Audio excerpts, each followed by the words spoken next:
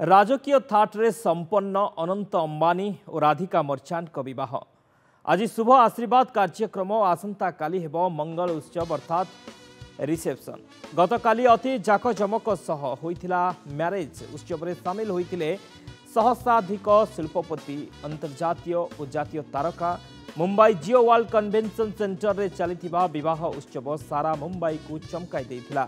ए high profile marriage ceremony पाई 5000 कोटी खर्च होउछि।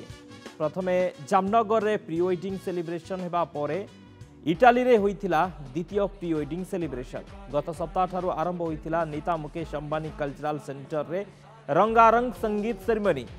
ए उत्सव रे शामिल होइछन्ते शाहरुख खान, सलमान खान, रणबीर सिंह, दीपिका, आमिर खान, जानवी कपूर, आलिया भट्ट, अनन्या पांडे, रणबीर कपूर, विकी कौशल भरी नामी दामी कलाकार सहित हॉलीवुड अभिनेता जनसेना प्रमुख जोग देइथिले। 14 हेब मंगल उत्सव अर्थात रिसेप्शन। अनंत और राधिका विवाह चलित दशंधिर सबुठारु चर्चित विवाह बोली कहा जाउछि। मुकेश और नीता सान पुओ अनंत सह पुराणा बांधवी तथा बीरेन और शैल मर्चांट कन्या राधिका विवाह लगी गत किछि मास धरी सारा देश में जारी रही चर्चा। तेबे ई विवाह रे भारतर समृद्ध संगीत परंपरा सहित अतिथि मानक परिचित करा जायछि।